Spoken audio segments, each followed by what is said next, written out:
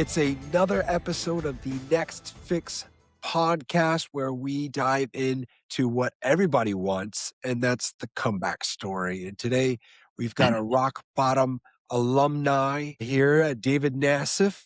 And so, David, how are you living today, brother? You seem cheerful. I'm very happy. I feel I'm in a really good place in my life, and I'm thrilled about it. I really am. Yeah, man. All right. Well, the whole point of the show is it wasn't always like that, right, brother? No, oh, believe me. So, yeah, I want you to let everybody Okay, know, when did the train come off of the tracks? And what did those moments of despair look like for you? And tell us kind of how that went down. sure. I'd be glad to.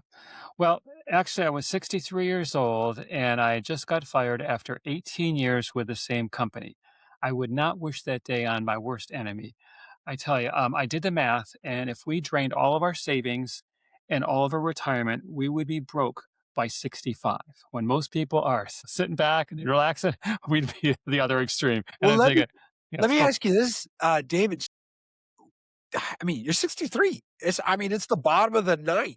Were you thinking like, hey, I'm gonna just, 65 and then I'm ready to kick my heels up? Or like how were no. you? Were you preparing for retirement? And that's the problem, Ryan, and that's the whole point of what I talk about in my book is 40 years, I was going in circles. I made good money. One thing I know how to do is make decent money, okay? But the problem is there's a difference between making money and building wealth. And although I was very good at making money, I was very, very bad at building wealth. And I just really was chasing this and that shiny object and this new tip and this hot thing. And when the market was up, when the market was down, I'd sell, which is the worst time to do it. The market was up, I'd buy. It's just like I did everything opposite. At the end of every year, I was like, I either had the same or less than I started with. And it's just like, and that's pretty embarrassing to admit. After 40 years of a good paying life, and you got nothing. It's just like, but here's the worst part of it. Driving home that day, my wife, Mary, we'd been married for 30 years. And she did not deserve the mess I just threw our life into. And I'm thinking, I just felt like such a loser, I'll be honest with you. And Yeah. after a couple months of dead end job searching, because my heart wasn't in it, I just didn't want to go back in the corporate world. But I'm thinking, I have a wife to support, I have families where I just can't sit back. I don't have that luxury. And so I just decided to take a huge risk. And what I did is Well, I let went me to, let me ask you again please, real quick, please, David, and no, forgive me because that's what I no, do. no, please do. I want to talk whatever you want. What industry is this in? Were you like Sure. a high level executive? Yeah. Because like in the software world, people get laid off like every other minute. Yeah, yeah, no. I was working for a Fortune 500 company. It was in the automotive industry, and it wasn't like the kind of job where you just get laid off easy. It's just like you put your time in. But I'm not blaming the company at all because Sure. they gave me a gift. I didn't know it at the time. I thought it was a curse, Well, and then it turned out to be a gift. But it was just life. It just happens. And but I was not expecting that. No, it was not expected. that's I talk about this a lot because when we hit rock bottom or when a door slams shut in our face, it's nearly impossible to see that there's another door cracked open down the hall, right? Like God has opened another door because all you feel and see is that door right up against your nose. Yeah. And so it's like walk me through how they delivered that because you seem like you've got some specificity around some of that message that they delivered to you, right? It's funny. I felt a little numb the whole time I was being delivered the message. And it's kind of fuzzy about, the specifics on how I was fired. After I was fired and it kind of sunk in, I was already gone out of the meeting, everything like that. That got clear. But at the time, it was probably the standard thing. We decided to go in a different direction. We appreciate all your time, but we're going to, move on and we wish you the best type of thing. And I had a really good situation. I had new company car. I had excellent benefits, excellent salary. I mean, this wasn't just like a regular job I got. And like I said, I was good at making good money. But at 63, here's the problem when I started looking for another job.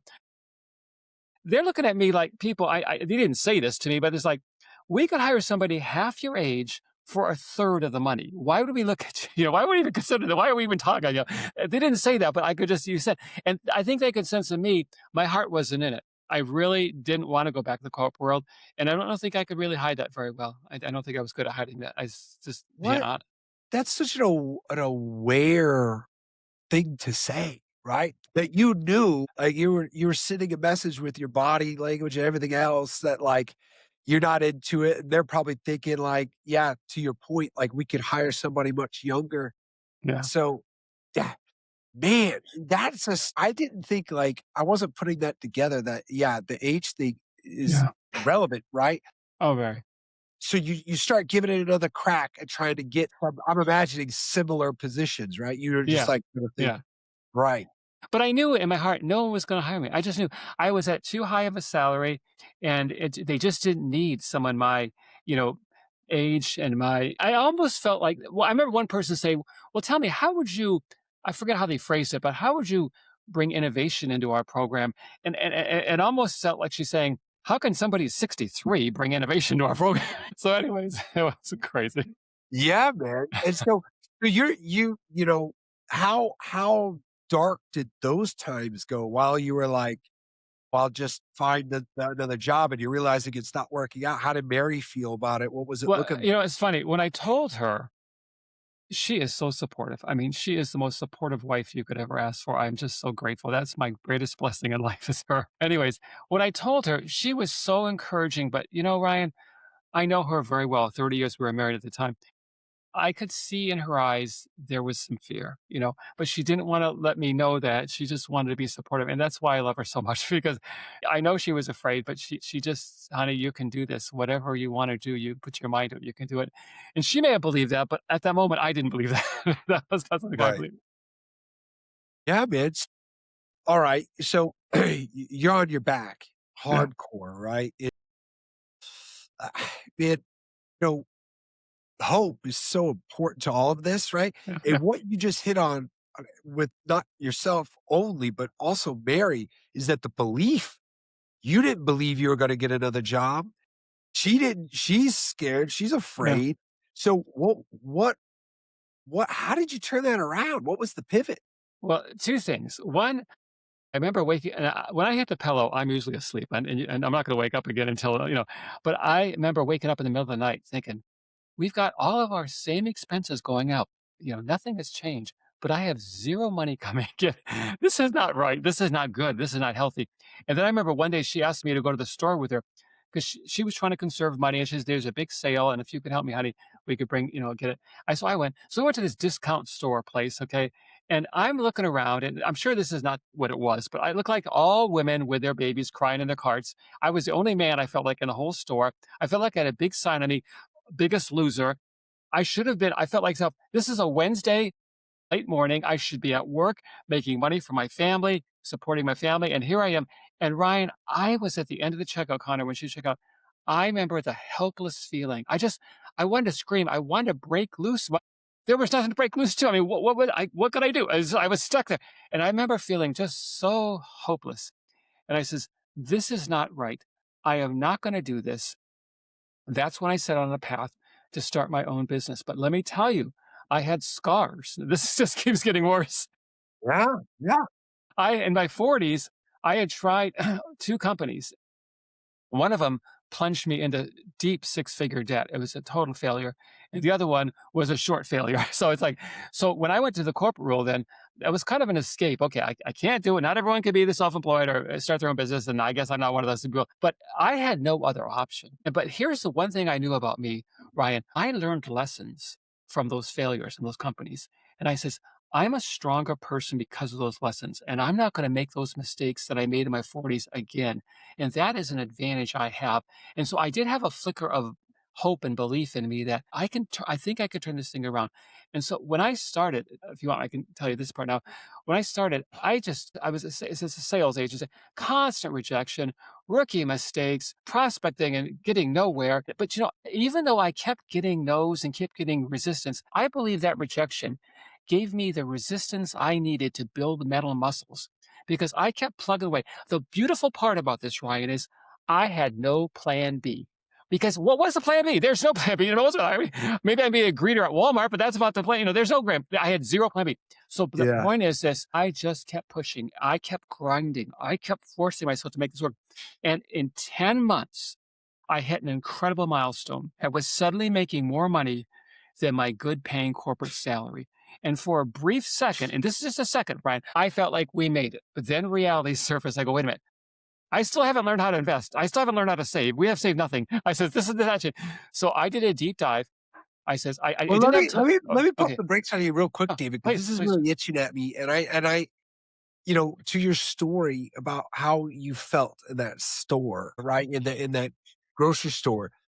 When my experience is that when people are in a state of hopelessness and despair, rock bottom, it's nearly impossible to realize there's other people that are suffering, or you just feel alone, right? You Yeah. feel like Oh, you're yeah. the only. You said to me, I was the only guy in that store. And that's the feeling that a lot of people in recovery will feel. Like you just can't help it but feel like you're the center of the universe and you're the worst one in it. Right? You're the center of the universe and you're the worst one in it. Now, clearly you're not the only guy in that store, but that Yeah. feeling of being alone and you're Yeah. the only is so detrimental. It's so hard. It's such a hurdle. It's such a hurdle to get over that you're the worst one, Yeah. right? And then another element of your story that I wanted to kind of make some connections here is that what a glorious blessing it is for you to recognize that your failures and where you were at your lowest with the six figures in debt and the two, what most people would consider failures, or at least what you're considering a failure. That's what you're building this like tenacity, right? Because then you're also mentioning all of the no's that you're able to withstand and then grow stronger for it. And Yeah. I believe this wholeheartedly, right? An addict has a tenacity that is unmatched. And so when an addict has that tenacity that you have now because you have no plan, that's what you need. An addict only has one plan, and it's to get the drugs or alcohol. And they will not stop and they always succeed. Right. So if you could take that tenacity and you could apply it to your own business, I mean, this is what I talk about all the time. So there's another element of your story that I don't wanna skip over because you mentioned you started a business and within 10 months, you were achieving what you were or the level of income that you had from your previous job that you just got canned from. Is that correct? That's very correct. I still hardly believe it myself. 10 months? I mean, okay, and so to your point, yes, you don't like you now you have the money again, but you're still inept as far as keeping it, right? Just to be clear, but on the 10th month, my income that month was equivalent to my monthly income at my corporate job. That's what I'm saying. Okay, I'm not saying that I made a whole year's income in 1 month or something like that. I'm just saying, but then it kept growing from there. It didn't go back. It kept growing. Yeah. So 10 months in, to your point, right? You've got kind of like a breath of fresh air. You can kind of like catch your breath, if you will, right? You're like, Yeah. okay, I'm making the money again. And as you had said before, you're really good at making money. So you did it again, but you did it with your own business, right? Now the real nuts and bolts about what you've created, right? With what you'll tell us about is like how to keep it, right? How Yeah. to generate more of it, right? And, gr- So and grow it. Yeah. And grow it. Yeah. sure. All right. So yeah, I want to know But about can I, this. can I, can I say one more thing about the failure thing? Because you mentioned something that I Yeah. think is so true. When I got into that six-figure debt, when looking back, it wasn't a failure. It was an education. People pay that for college, and I felt like that was my education, my graduate degree, I guess you call it, to make this happen. Because if I hadn't had that failure, I'm not sure I would have succeeded at 63. I needed that 44-year-old's experience of failure, what I thought was failure, that education, that information, so I didn't redo it at 63. Looking back, that was very I wouldn't erase that. I wouldn't erase it. I needed those failures. I really needed those failures for this current, Yeah. endeavor. Do you believe in fate? Do you believe that all of those were intentional in your path and your journey? Well, the one thing I had through the whole time was my faith. I feel very strongly in my faith, and I knew the Lord was hand was there. And I just, have you ever heard the saying, "Pray like everything depends on God, then get up and work like everything depends on you"? For 10 months, all I was doing is praying and working, praying and working, praying and working. That's all I could do because, and I felt the Spirit guide me. I just that helped. That really helped a lot. If I hadn't had my faith and those failures, I think I would be Another Yeah. statistic, another statistic, living in my car. I'm not kidding. I mean, that's how Wow. I was getting to be. Anyways. Yeah. And so you start the business, and so now you've generated some income, and now did you foresee that this was another point to pivot and make things different so you don't, so it doesn't come crumbling down again? Yeah, yeah. As a matter of fact, I just so you know, not to jump ahead, but this one page compass I'm talking about for building wealth, Of course, yeah. I had another one page compass for my business. And when I learned things and I got ideas and stuff like that, I would put them on my one page. And every week I would review it for like 2 minutes. And this is separate from my finances. So I could stay on track because I couldn't get off track with this was the engine giving me the income. If I didn't have this, then I'm not going to build any wealth if it was with no job and no income and that kind of thing. So both were really balanced there.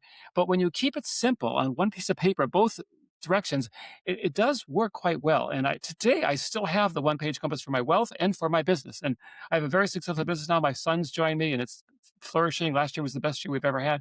So I mean, it's going well. But that that focus, that direction, this that simplicity gives you, I think is critical. I really do. Yeah. So now, clearly you've gotten back onto your feet, right? You hit rock bottom. Mary doesn't know what to do. She's lying and saying she's not afraid. Bless her heart, right? And I know that feeling when my wife's like, "No, I know you can do it." And I'm like, it's like 40% of you believes it that knows Right. that I can do it. So all right. So how did you create, for instance, the one-page approach? Like where, you've learned a lot from your mistakes, but how did you really start, organizing it and maintaining, to your point, like this super simple approach? Like where did it all come Well, from? well, let me just tell you the very brief story that inspired the whole compass thing, okay? Okay. Scientists at the Max Planck Institute did a study. They placed people in the center of a dense German forest and they told them to walk in a straight line to the edge of the forest. Now, these were confident and capable people, but here's what happened. When the clouds covered the sun, the GPS tracking showed they were gradually starting to walk in a circular motion. Some of them were ending up right back where they began. And yet, each and every one of them was absolutely convinced they were walking in a perfectly straight line. Ryan, that is me for 40 years. For 40 years, I was working hard, making what I thought was the right decisions, but ultimately just ending up right back where I started and going nowhere. That's when I said, okay, I can't do this again. That story happened about I heard that story about the time I said, okay, I need a compass, but it's not going to be the traditional compass. It's going to be on one piece of paper and it's going to be simple and it's going to be direct. And if you like, I could just tell you what happened before it was even finished. It saved me a ton of money. What happened is I was 40, and I'm 64 now, 64 now. So desperate. I mean, okay, we were making money, but I still hadn't had the wealth building figured out anything. So I started this compass, and before I was even finished, here's what happened. I was a fiduciary advisor who I was referred to recommended something she said was as a LERP. She said it was amazing. Life insurance, long-term care, tax-free income, the whole package. And when she said that some members of Congress invested in it, I thought, oh, this is pretty good. It must be decent. Then she said something interesting. She says, David, if you invest in this with me, I will waive my quarterly fees. Now, one of the things in my one page wealth compass, which wasn't finished yet, but first I had this, it said follow the money. And it tells me to understand how people are getting paid that are giving me advice, especially when it has to do with money. And so I went home and did some research and I found out these products pay salesmen and advisors amazing commissions. They have sky high fees for clients and very poor returns. Ryan, this is the exact opposite of what I told her I needed. I had a very short runway. I needed steady, stable growth. And so what that exposed to me was she was about to make a fortune and I was about to be going back and walking in financial circles. So I says, no more of this. I dug deeper in my company and I did something that it helped me do a few things. One, it helped me to get in the right kind of investments. And I'll briefly explain it to you if you like. Also, it helped me to avoid getting ripped off, even by people who are professional with initials after their name and seem really credible with nice offices. Okay. And it gave me the keys to accelerate my path to real financial freedom. It protected my money so it could build wealth for me and not for somebody else. There are so many conflicts of interest out there, Ryan, that people are just innocently falling into these traps that even the people setting the traps may not be totally aware of the trap they're setting. That's crazy. Right. No, well, I agree with you wholeheartedly because there's so many elements of our society and our culture and our life, and, like, one of the big ones for me recently is, like, the doctors. and it's a question that I have just like yours, like, "Wait a second, these people are making money by sending me over to another specialist and they send and if they had it their way, they just you go to a doctor once a week and they pass you Yeah, around and everybody gets a little bit of the pie. And that's a negative comment. So forgive me for that. But I want to go back a little bit to the element of a one page, right? When I hear one page, I think about like somebody like an actor, right? Their one page kind of professional summary, right? Or I think of like a resume. But how did that tool become your tool? And like, how did you know to, okay, well, I'm going to put everything into a single page, right? For the sake of simplicity. Like, how did that develop? I mean, how did you yeah, gather that kind sure. of wisdom? Well, I don't know if I mentioned this, but in that process, especially in the very first part of that 6-year journey, I read 21 books on personal finance. I listened to 13 financial podcasts faithfully. I also read countless blogs and articles. I didn't just feel like let's do what feels right. I says I can't make mistakes anymore in this area. I got dug deep and I started finding things out that people. Can I just show you real quick? Maybe Yeah. give a good example. This is the actual compass, and I'm going to give it all to your listeners for free. But here's one of the things.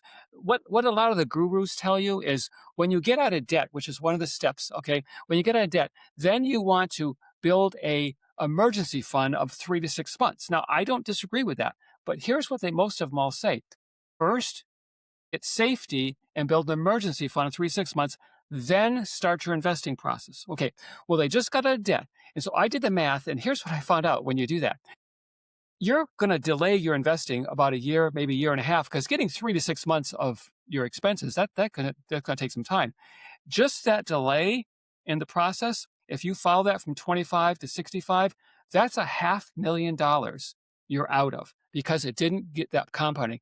What I found out a much better approach is do the wealth building and the emergency fund at the same time. You just got out of debt, you got some cash flow free, and do it at the same time. Just that little tweak is like $500,000 more at the end. And there's several things like that.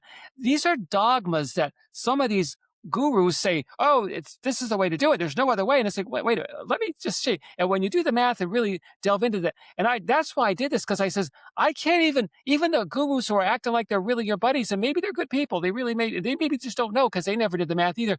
I don't know what their deal is, but that's when I says, I can't rely on anybody. I have to be the CEO of my own personal finance. And I can get advice. And I had lots of virtual mentors. Warren Buffett was one of my great mentors. I never met the guy before in my life, but I read his material, listened to him, that kind of thing. And that's so I just distilled everything down to one piece of paper because I says, I can't make this complicated. I can't do a 50-page report here. I need to have it easy. So because Right. I had to work on my company. I didn't have time to follow Wall Street and listen to all this stuff. I had to work on my company. And so I needed this to be a set it and forget it approach. And that's exactly what I made it Ah, to be. okay. All right. So the business is doing well, right? But now you're starting to think to yourself, okay, I'm doing well. Now what? Right. I've been here. I am here. Right. Like Yeah. so to some degree, when you're at rock bottom, everything is it's a little more simple when you're at rock bottom, right? Yeah. I, Yeah. I feel Yeah. It's a good point. there's a trick when you start to get out of rock bottom and you do kind of catch your breath and you're like, and this happens in sobriety too. Once you start getting some traction and recovery, and honestly, it is around a year. I know that things really changed around a year. Everybody started kind of taking it more serious, including myself. But then it was like, okay, I'm not scratching and clawing and I'm not in the trenches. I'm not like fighting to stay sober each and every hour. But now that I am like, okay, now what do I do? That was a big question. What do I do with myself? And so to your point, right? Like you're at rock bottom, you're facing financial ruin, your family is worried, but now they're not, right? And you made an important decision. You wanted to double down and make sure it never happens again. And so then this is the from what I could gather is the genesis of your one page approach. And now you mentioned a couple times that there's more than one compass involved here. In You my have one for life. your Yeah. business Yeah. and you have one for your wealth. right? But I also have one for my health too, my physical health too. So I Good. just feel like in the important areas of your life, I feel like crystal clear clarity. I don't want to, about your doctor statement, I don't want my life to be determined by any doctor. I mean, I want them as advisors. I listen to them, but I'm making the final decision based on information that I've learned. And so I just think I know people who make a lot of money and their health is garbage. I mean, and I know one guy, he was a billionaire and I didn't know him personally, but he died like at 63 or 64 or Right. something like that. And because Sure. he didn't take care of his health. My gosh, he had all the money, but he didn't have the health thing. Other people who are very spiritual people and they're really, they have a good moral compass, and then all of a sudden, but when they retire, it's misery. It's like they have no money. They didn't have the financial piece. They had the spiritual piece, which is really important. I'm not even questioning that, but why not have the financial piece? What's wrong with having the financial piece too? And I've seen people like that go to their graves in pain. I mean, from the point where you get out, you stop working, which is supposed to be, and no, it's painful. They have to decide between medicine and food or rent or whatever it is, and that's just wrong. It's just wrong, and that's Yeah. why key That's the areas of point. yeah, That's the point here, right? yeah. And I think I believe that that is your message that you're trying to help people with is like, don't do that. Right. And if you make the right moves, and one of them you kind of gave away there is like, you don't have to follow it to some certain degree. Like you don't have to have some safety net first. You could start applying to your wealth while you're in Billings, motion, yeah. right? Getting back up on your feet and all of those types of things. Let me ask you this.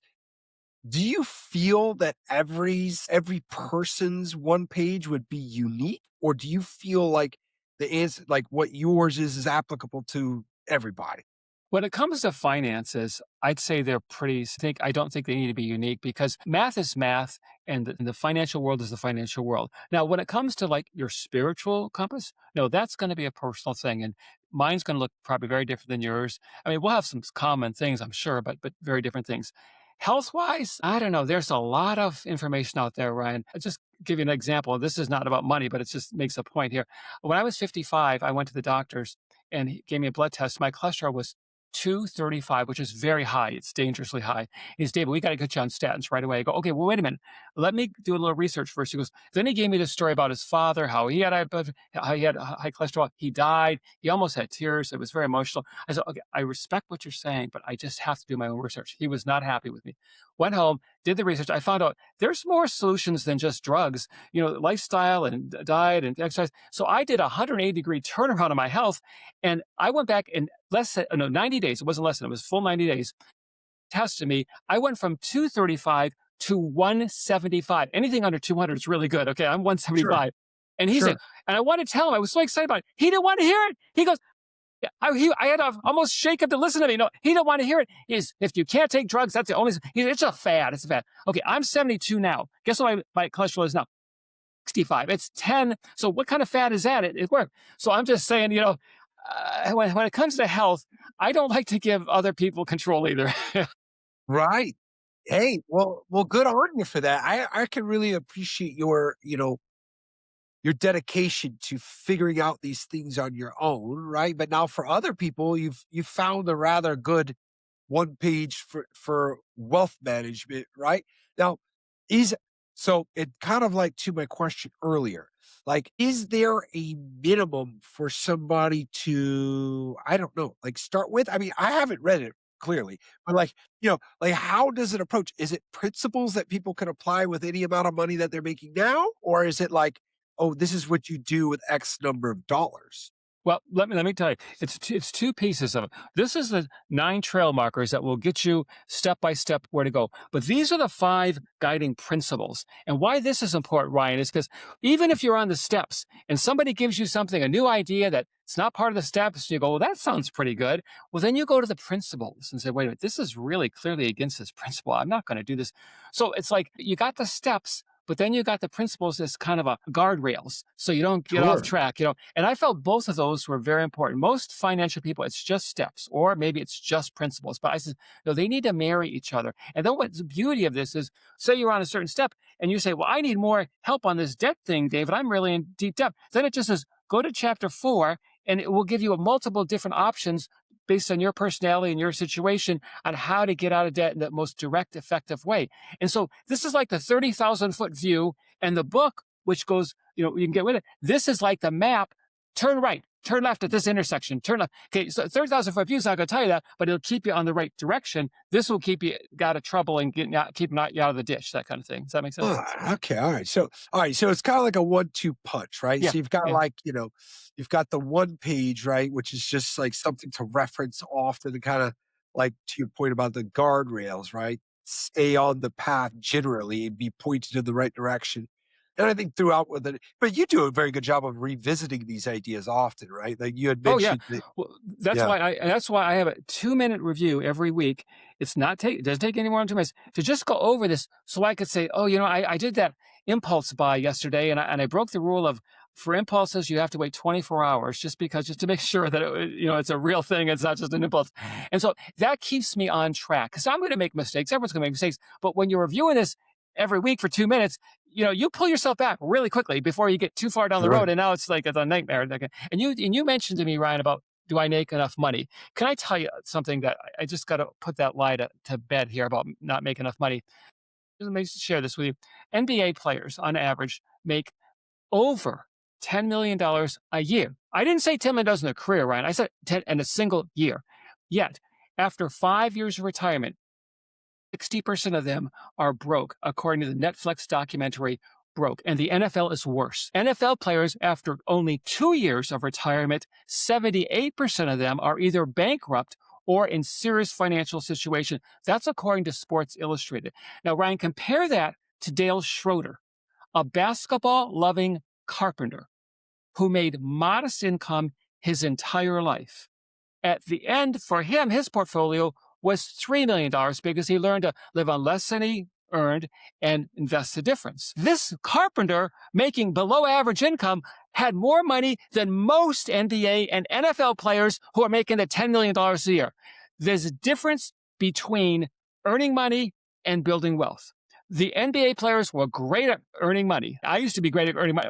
I'm still great for 40 years, but terrible at building wealth. And I was terrible at building wealth. The carpenter was not so hot at making money, but he was amazing at building wealth. And so they're two separate skills. And no, there is no minimum income you have to be making. You can start this any income that you're at right now. And this whole lie I about think I don't make enough money is just a lie. sure. Yeah, and listen, it's funny that this is kind of the dichotomy that my wife and I have. She's frugal and her culture, she's Filipino. They're very much about not wasting things. They live below their means. I am who you were before. I Yeah.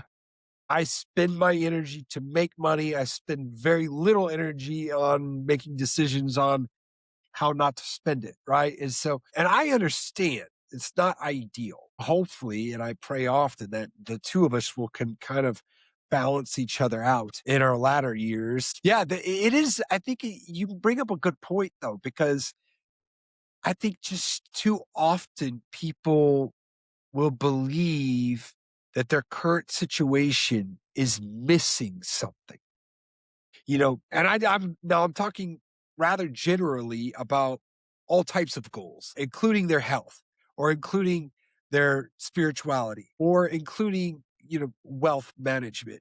It's too often and entirely too common that people think, well, it doesn't apply to me because I don't make enough money. Well, it doesn't apply to me because I'll always be fat. Or this doesn't apply to me because, I've just been this way for so long. So there's this myriad of reasons or excuses that the common person will just, it's like a Swiss Army knife of excuses for why not, like why they won't pursue something like wealth management. I would say, correct me if I'm wrong, and I'd like to know your opinion.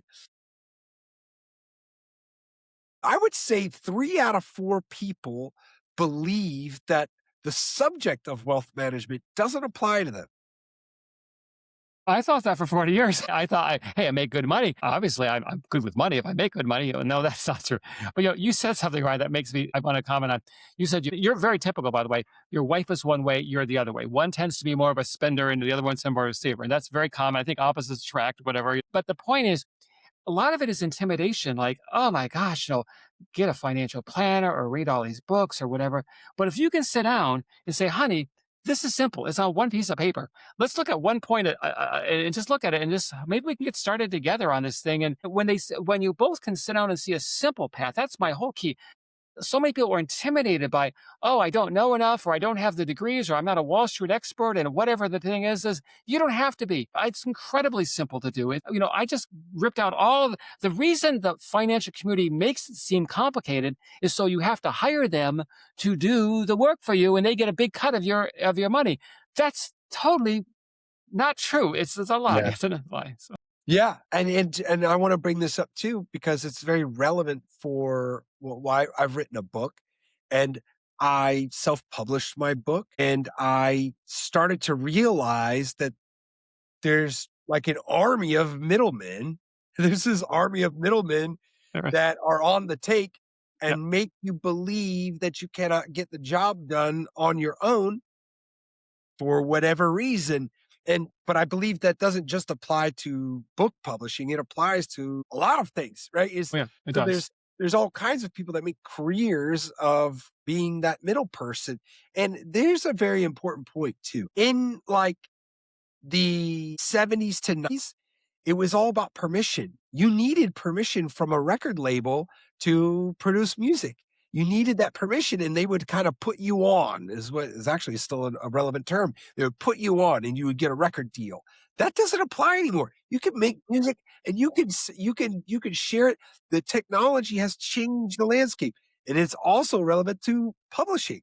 You can write a book, publish it successfully, and get it out to the entire globe. And you don't need a publisher. And so this age that we're in, and what you're talking about specifically, if you had a lot of money and you wanted to even consider being wealthy, you had to go to a bank. You had Yeah. to go to a bank and you Yeah. had to get that person, like that young lady that you were talking about that said she was going to waive her commissions. You Yeah. had to get somebody like that. And if you wanted to buy stock, you had to have a stockbroker. All of that is out the window. That's It's out right. the window. Yep.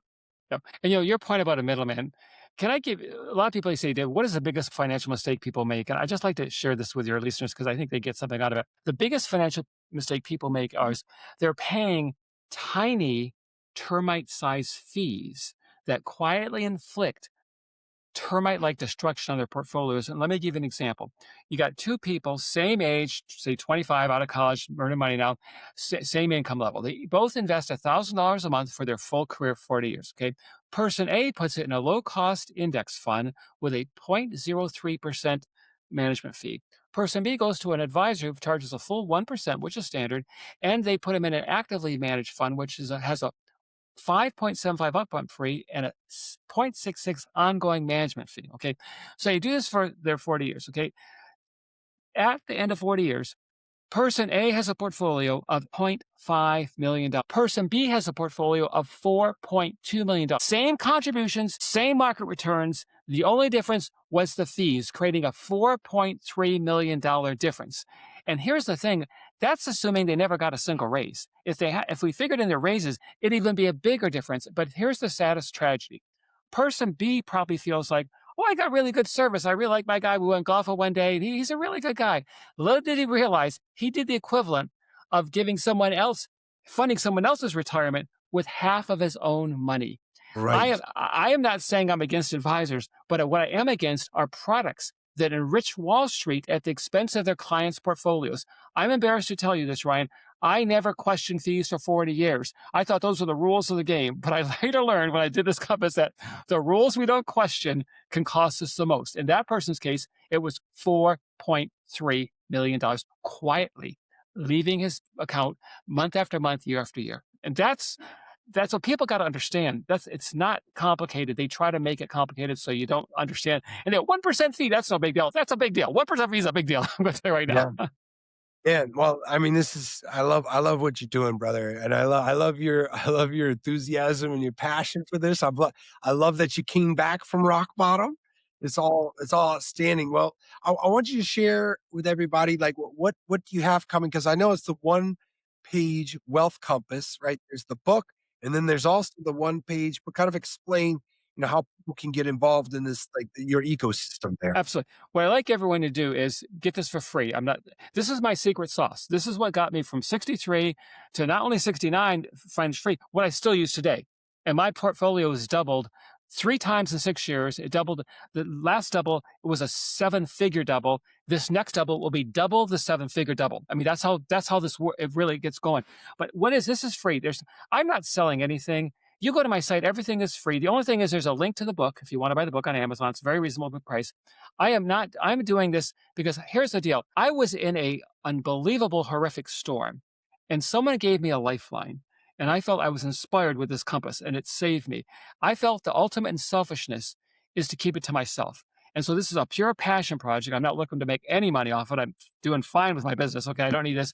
But, anyways, this is what you'll get. If you go to my website called onepagewealthcompass.com, right when you get there, the first thing is put your email in. They'll send you this. You can download it instantly. There's no strings attached, nothing to buy, nothing to do. But you'll also be part of my newsletter, so you'll get free tips on a regular basis from me to help support this. And then if you say, well, David, I like this idea and I want to go in a little deeper, then you can get the book. And because the book will tell you, like if you're on one of these steps or one of these principles and you want some extra help, it tells you what chapter to go in the book. And you go there and you have to read the whole book. You just read that chapter to really refine your deal. And I wrote it in a way that's lots of stories, real life, true stories, not with just me, but people I know and people who succeeded and people who failed, both, because both are really good education.